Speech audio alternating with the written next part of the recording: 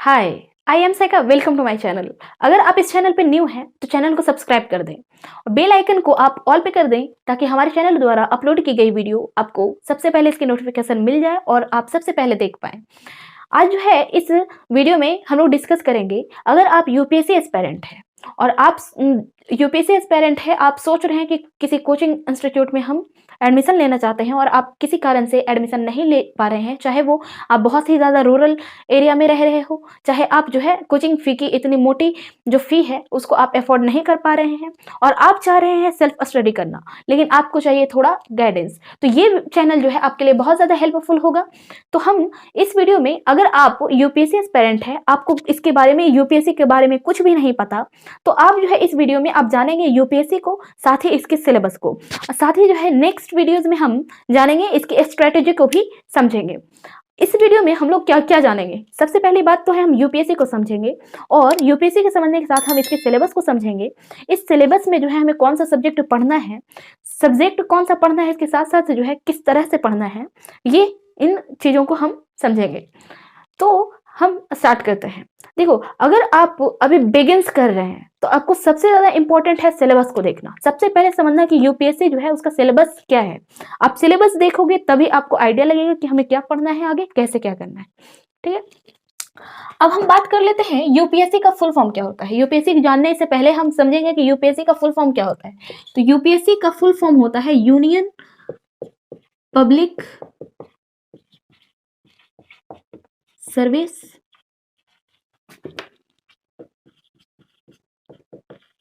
Commission, यानी संघ लोक सेवा आयोग।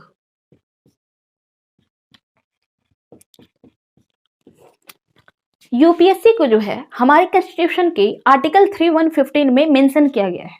ठीक है, ये जो है आपका अखिल भारतीय सेवा है। कॉन्स्टिट्यूशन के आर्टिकल 315 में जो है यूपीएससी को मेंशन किया गया है और ये जो है एक संघ लोक सेवा आयोग के साथ ये अखिल भारतीय सेवा है।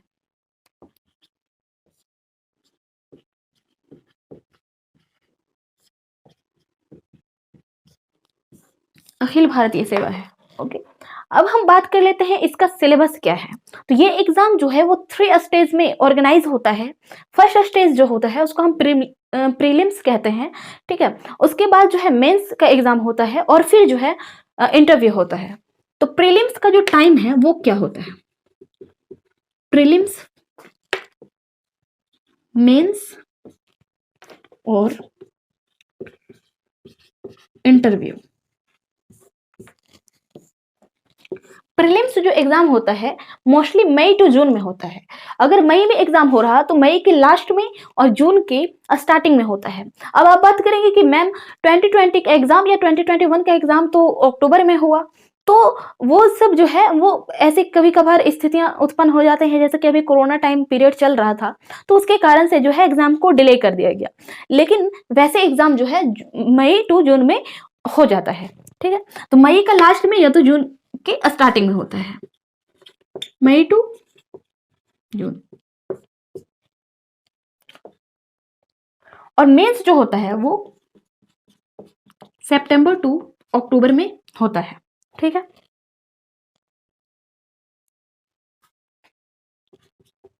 और ये जो है जनवरी टू फरवरी में होता है। ओके, अब हम बात कर लेते हैं प्रीलिम्स में जो है कितने पेपर होते हैं, कितने क्वेश्चन पेपर आता है। तो प्रीलिम्स में 2 पेपर होते हैं, पेपर 1, पेपर 2। ठीक है, CSAT paper 1, CSAT paper 2। CSAT paper 1 में जीएस होता है, इसको हम समझ लेते हैं। ये आपका प्रीलिम्स हो गया, पेपर 1 और पेपर 2। मोस्टली जो हम सीसेट इसको बोलते हैं पेपर 2 को। पेपर 2 जो है वो क्वालिफाइंग नेचर का है, ये आपका मेरिट को निर्धारित नहीं करता, ये क्वालिफाइंग नेचर का होता है। इसमें आपको सिर्फ और सिर्फ 33% लाने होते हैं। अगर आप यूपीएससी का प्रीलिम्स को पास करना चाहते हैं तो पेपर 2 क्वालिफाइंग नेचर का होता है। इसमें आपको ज़्यादा नंबर लाने की कोई आवश्यकता नहीं है कि आप इतना लाएंगे, compete करने की इसमें है नहीं। ये जो है क्वालिफाइंग नेचर का है, इसमें आपको सिर्फ 33% इसको पास करने के लिए लाना होता है। ठीक है, इसको सिर्फ 33% लाना होता है। इसमें क्या पढ़ना होता है इसके बाद जो है हम कभी नेक्स्ट वीडियोज में कर लेंगे।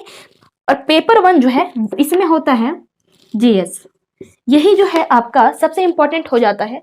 इसमें मेरिट निर्धारित होता है। मेरिट लिस्ट में अगर आपको नाम लाना है तो आपको पेपर 1 को जो है फोकस उसको करना पड़ेगा, उसको आपको फोकस करना पड़ेगा कि पेपर 1 में हमें कितना मार्क्स ला सकते हैं, कितना ज़्यादा कर सकते हैं, इसमें करना है। और ये जो है जीएस है। अब जीएस है तो इसमें कौन कौन सा सब्जेक्ट पढ़ना होता है। देखो पेपर 1 प्रीलिम्स के पेपर 1 की अगर बात करें तो इसमें कौन कौन सा सब्जेक्ट हमको पढ़ना होता है तो वो हम देख लेते हैं। ठीक है, तो इसमें मेनली जो ऐसे तो हर एक सब्जेक्ट, यूपीएससी एक ऐसा एग्जाम है जिसमें कोई सब्जेक्ट नहीं कह सकते कि कोई सब्जेक्ट है या कोई टॉपिक हम पढ़ लेंगे तो हो जाएगा। ये ऐसा एग्जाम है जो कहीं से भी कुछ भी आ जाता है। ठीक है, लेकिन इसका ये मतलब नहीं है कि कुछ भी उठा के दे दिया, आपका सिलेबस के अकॉर्डिंग से ही मिलता जुलता चीजें देता है। करंट का बहुत ही ज्यादा इंपॉर्टेंस रोल हो जाता है इसमें, आप करंट से अपडेट रहिए। ठीक है, तो हम इसमें मेनली हम लोग को जो है किस चीज को पढ़ना होता है। आप हिस्ट्री को पढ़िए, प्रीलिम्स क्वालिफाई करना है तो हिस्ट्री में भी कौन सा पोर्शन, हिस्ट्री में भी कौन सा पोर्शन पढ़ना है, इसको बहुत ही ज्यादा इंपॉर्टेंट आप समझ लो। एंशिएंट हिस्ट्री, मिडाइवल और मॉडर्न। हिस्ट्री में कौन कौन सा हिस्ट्री पढ़ना है, एंशिएंट हिस्ट्री, मिडाइवल हिस्ट्री और मॉडर्न हिस्ट्री पढ़ना है। जो आपका वर्ल्ड हिस्ट्री है उसको नहीं पढ़ना। वर्ल्ड हिस्ट्री जो है प्रीलिम्स में नहीं आता। वर्ल्ड हिस्ट्री का रोल जो है वो मेंस में होता है, वो भी हम आगे समझेंगे। तो ये चीज पढ़ना है। अब एंशिएंट एंड मिडाइवल में भी हमें आर्ट एंड कल्चर का पोर्शन को करना है। किसको करना है, आर्ट एंड कल्चर वाला पोर्शन को करना है। अब हिस्ट्री के बाद जो इंपॉर्टेंट आ जाता है या सब्जेक्ट हो जाता है वो ज्योग्राफी हो जाता है। ठीक है, ज्योग्राफी हो जाता है तो ज्योग्राफी क्या, इंडियन ज्योग्राफी और वर्ल्ड ज्योग्राफी। ठीक है, तो ये चीजें इसमें पढ़ना है। दूसरा जो है हम बात कर लेते हैं हिस्ट्री, ज्योग्राफी, पॉलिटी। बहुत ही प्यारा सब्जेक्ट होता है पॉलिटी। इससे जो है आप राज्य व्यवस्था को समझते हैं, हमारी शासन प्रणाली किस तरह से कार्य करता है वो आप समझ पाओगे। पॉलिटी पढ़ना इंपॉर्टेंट हो जाता है। चौथा जो इंपॉर्टेंट सब्जेक्ट हो जाता है वो हो जाता है इकोनॉमिक्स, इंडियन इकोनॉमी या इकोनॉमिक्स कह लें, इंडियन इकोनॉमी को पढ़ना होता है। पांचवा हो जाता है आपका साइंस एंड टेक्नोलॉजी। और छठा जो हो जाता है इन्वायरमेंट का। जो है आजकल जो है क्या हो रहा कि इन्वायरमेंट का बहुत ही ज्यादा क्रेज हो गया यूपीएससी में। इन्वायरमेंट के पोर्शन से बहुत ही ज्यादा क्वेश्चन पूछा जा रहा है। अगर देखा जाए ज्योग्राफी का जो इन्वायरमेंट वाला सेक्शन है तो ज्योग्राफी से ज्यादा इन्वायरमेंट वाले सेक्शन से क्वेश्चन आजकल एराइज हो रहे हैं। तो इन्वायरमेंट बहुत ही ज्यादा इंपॉर्टेंट हो जाता है प्रीलिम्स को क्वालिफाई करने के लिए। तो इन्वायरमेंट को आपको जो है पढ़ना ही पढ़ना है, चाहे वो कुछ भी हो जाए। अब इन्वायरमेंट को पढ़ना है तो इसको भी आपको करंट से लिंक करके पढ़ना है।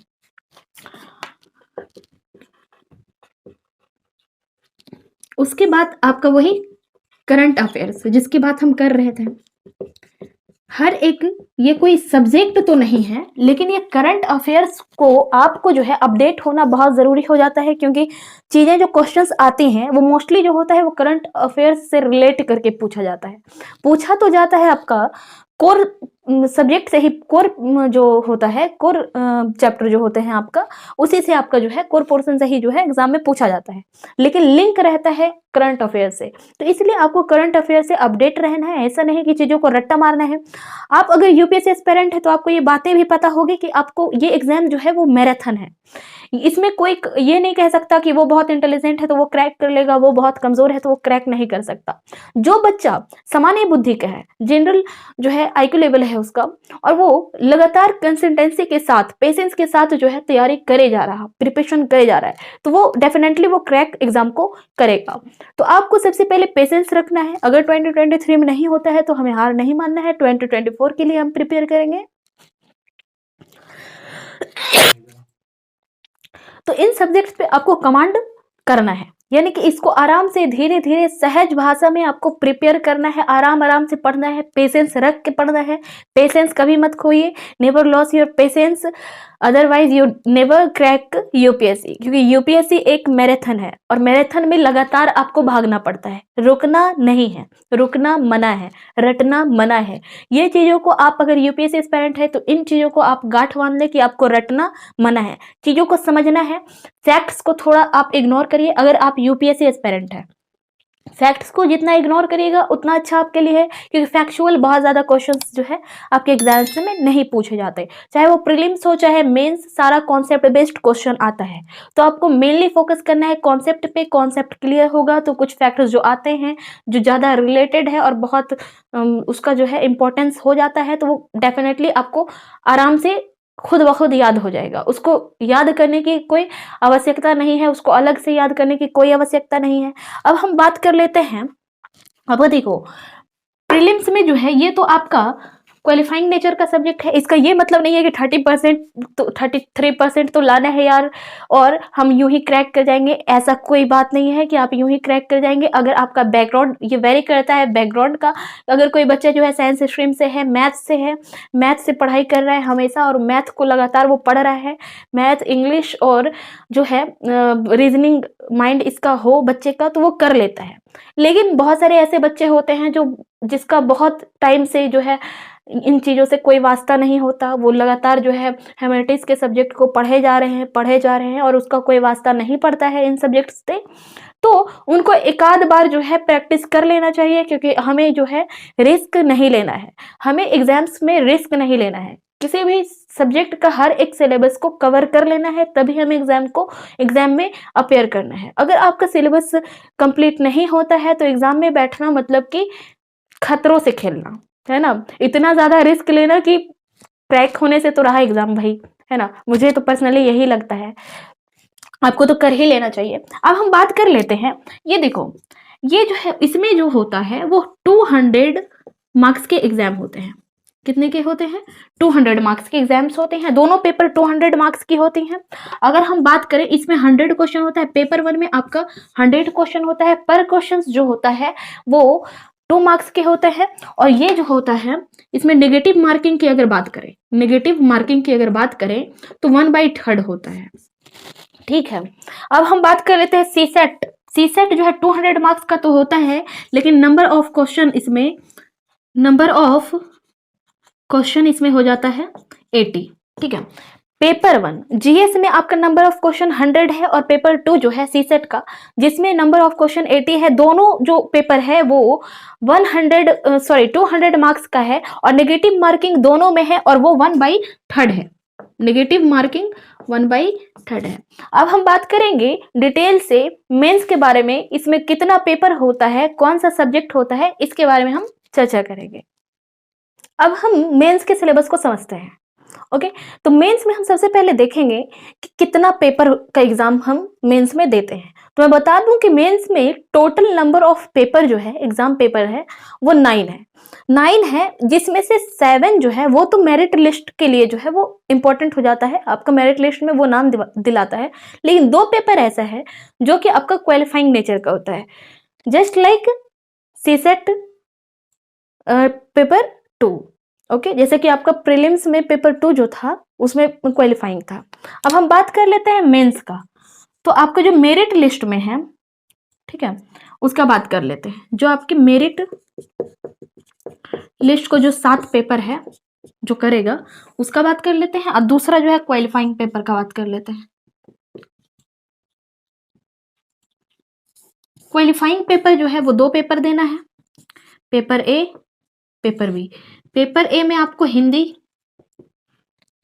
का एग्जाम देना होता है और पेपर 2 में इंग्लिश का देना होता है, ठीक है। अगर हम बात करें कि ये जो होता है ये कितने मार्क्स का होता है, ठीक है, तो ये जो है 300 मार्क्स का ये दोनों पेपर होता है। ओके, अब 300 मार्क्स का तो पेपर होता है, लेकिन इसका सिर्फ और सिर्फ आपको 25% ही लाना है, उससे ज्यादा नहीं। अगर आपको ये क्वालिफाइंग पेपर जो है क्लियर करना है, पास करना है, तो आपको सिर्फ 25% जो है वो लाना है। 25%। अब हम बात कर लेते हैं 300 में 25% लाना है, ठीक है। तो ओनली 75 मार्क्स आप ले आओ और आप जो है इसमें पास हो जाओ। यानी कि दोनों में पर पेपर आपको 75 मार्क्स लाना है, ठीक है। नहीं कि 150 नंबर आपको, 600 में 150 नंबर आपको सिर्फ लाना है, आप जो है पास हो जाओगे। दोनों में है 75 जो है मार्क्स लाना होगा। अब हम बात कर लेते हैं मेरिट लिस्ट में जो है 7 पेपर है। 7 पेपर का बात कर लेते हैं। पेपर 1 जो है आपका, पेपर 1 आपका ऐसे का होता है, यानी कि निबंध का। इसमें जो 7 पेपर है ना, वो सारे के सारे पेपर 250 मार्क्स का होता है, पर पेपर 250 मार्क्स।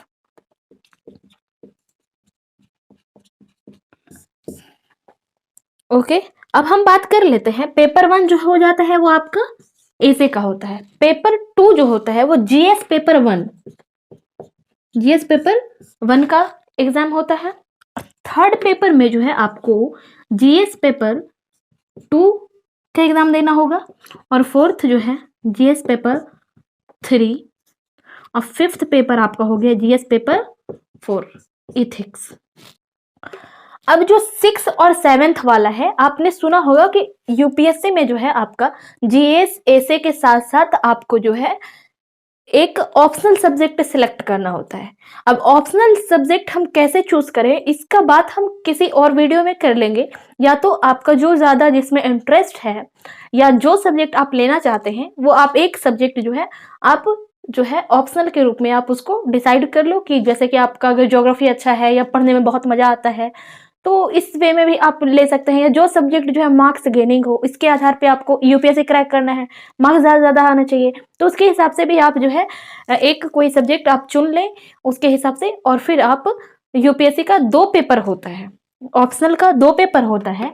जो पेपर नंबर 6 जो होता है और 7th जो होता है, वो दोनों का दोनों क्या होता है, ऑप्शनल का होता है। यानी कि टोटल ऑप्शनल दोनों पेपर 250 मार्क्स, यानी कि ऑप्शनल आपका 500 मार्क्स का हो जाता है। अब ऐसे का तो हो गया। अब हम बात करेंगे GS paper 1, GS paper 2, GS paper 3 और जीएस पेपर 4 में आपको कौन से सब्जेक्ट को पढ़ना है, तो इसका हम डिटेल से जानते हैं। अब हम देखते हैं जीएस पेपर 1 में हमें कौन कौन सा सब्जेक्ट को पढ़ना है।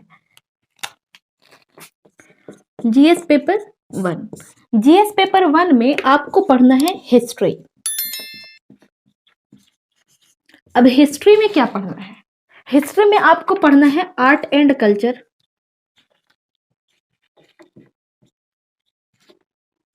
दूसरा आपको पढ़ना है मॉडर्न हिस्ट्री, ये बहुत ही ज्यादा इंपॉर्टेंट हो जाता है। हिस्ट्री जो सब्जेक्ट है वो आपका कॉमन सब्जेक्ट है, ये जो है आपका प्रीलिम्स में भी हेल्प करेगा और मेंस में भी, तो इसको जो है साथ में हम पढ़ेंगे। प्रीलिम्स और मेंस दोनों को एक साथ लेकर के स्टडी करेंगे इसका। तो मॉडर्न हिस्ट्री और वर्ल्ड हिस्ट्री भी इसमें होता है। दूसरा जो सब्जेक्ट आपका है ज्योग्राफी। ज्योग्राफी में आपको Indian history, Indian geography sorry,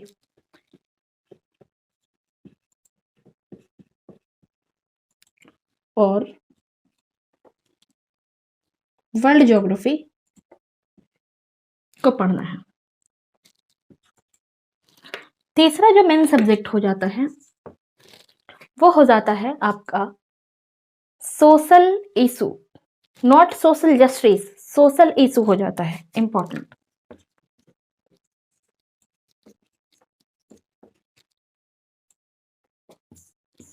ये 3 सब्जेक्ट जो है वो आपका इंपॉर्टेंट हो जाता है जीएस पेपर 1 के लिए। यानी कि जीएस पेपर 1 के लिए आपको मेनली जो है वो हिस्ट्री पढ़ना है, ज्योग्राफी पढ़ना है और सोशल इशू पढ़ना है। अब हिस्ट्री में क्या पढ़ना है, तो आर्ट एंड कल्चर पढ़ना है, modern history, world history, Indian geography, world geography और सोशल इशू को पढ़ना है। अब हम जीएस पेपर 2 का बात कर लेते हैं। देखो, आप जो है सिलेबस को देख करके या सब्जेक्ट को देख करके बिल्कुल भी नहीं डरिए। ये जो है आराम आराम से हमें पढ़ना है। अभी 2023 आने में पूरे के पूरे 15 मंथ्स हैं और हम जो है नेक्स्ट वीडियो में यही स्ट्रेटेजी बनाएंगे कि इन 15 मंथ्स में जो है हमें कैसे और कौन सा सब्जेक्ट कवर करना है। ऐसा बिल्कुल भी नहीं है, आप हो सकता है कि आप फर्स्ट अटेम्प्ट में आप एग्जाम को क्लियर करो। अगर आप ऑलरेडी यूपीएससी के प्रिपरेशन कर रहे हैं फिर भी ये सारे वीडियोस जो हैं ये चैनल आपके लिए बहुत ही ज्यादा हेल्पफुल होगा। तो चले अब हम देखते हैं जीएस पेपर 2 को। जीएस पेपर 2 में आपको कौन कौन सा सब्जेक्ट जो है वो पढ़ना पड़ता है। तो पहला जो सब्जेक्ट इंपॉर्टेंट हो जाता है भाई वो हो जाता है पॉलिटी, दूसरा हो जाता है गवर्नेंस। गवर्नेंस और पॉलिटी साथ ही में पढ़ना होता है वैसे, और इंटरनेशनल रिलेशन।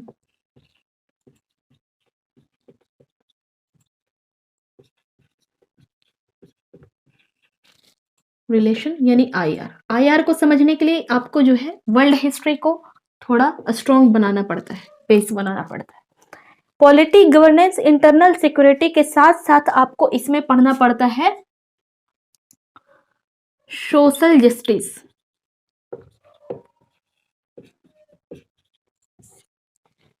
ओके, अब जो है हम देखेंगे पेपर 3 को, जीएस पेपर 3।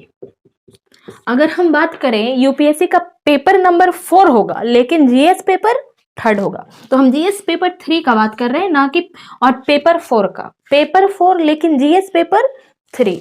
तो जीएस पेपर 3 में आपको इकोनॉमिक्स कह लो या आप कह लो इंडियन इकोनॉमी पढ़ना होगा। दूसरा जो है साइंस एंड टेक्नोलॉजी पढ़ना होगा।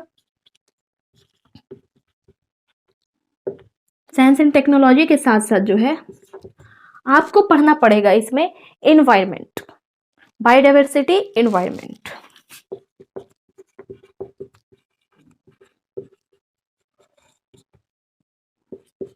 और साथ ही जो है इसमें हमें पढ़ना है इंटरनल सिक्योरिटी।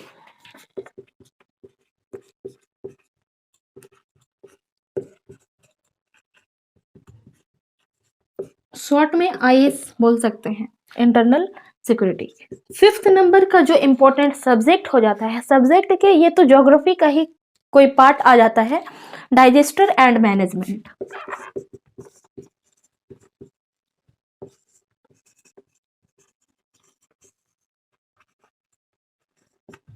मैनेजमेंट ओके, इतने सब्जेक्ट आपको जीएस पेपर 3rd में पढ़ना है, जीएस पेपर 2 में आपको ये सब्जेक्ट्स पढ़ने हैं और जीएस पेपर 1 में ये पढ़ना है। अब हम बात कर लेते हैं जीएस पेपर 4 में। जीएस पेपर 4 में आपको 2 चीजें पढ़ना है। इसको सब्जेक्ट क्या, मेनली जो है सब्जेक्ट एक एथिक्स हो गया, एथिक्स को पढ़ना है, ठीक है। जीएस पेपर 4 जो है आपका, इसमें एथिक्स पढ़ना है, एथिक्स से क्वेश्चन आता है और केस स्टडीज बेस्ड क्वेश्चन आता है, केस स्टडीज करना है। ओके, तो आप जो है GS paper 1, GS paper 2, GS paper 3 और जीएस पेपर 4 में कौन से सब्जेक्ट्स को हमें पढ़ना है वो हमने समझ लिया। ओके, अब हम बात कर लेते हैं कि ऐसे में क्या आता है, ऑप्शनल हमें क्या लेना चाहिए, उसे उसका सिलेबस क्या है। तो इस पर जो है धीरे धीरे वीडियोस आएंगी, एक सीरीज चल ही रहा है तो उस पर जो है वीडियोस बनाया जाएगा।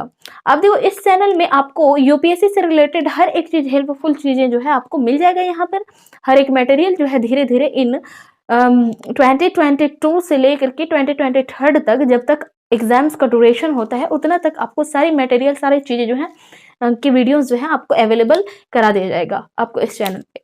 मैं ये तो नहीं कहती कि आप जो है आप यूपीएससी को, मैं एश्योर कर देती हूँ कि आपको जो है 2023 में जो है आप क्लियर कर लोगे मेरे गाइडेंस से, तो भाई ऐसा बिल्कुल भी नहीं है। मैं खुद भी एक यूपीएससी एस्पायरेंट हूँ और मैं खुद आपके साथ प्रिपरेशन कर रही हूँ, आपके साथ स्टार्ट कर रही हूँ और आपको चीज़ें जो है हमारे साथ चलना है, हम साथ मिल करके जो है वो पढ़ेंगे, ठीक है। अगर कोई भी चीज़ें, कोई भी डाउट हो, कोई ऐसे टॉपिक हो जो आपको लग रहा है कि मुझे उस पे वीडियो बनाना चाहिए, तो आप कमेंट बॉक्स में सजेस्ट कर सकते हो, मैं उस पे वीडियोज़ अलग से बना दूँगी। Okay, thank you, thanks for watching me.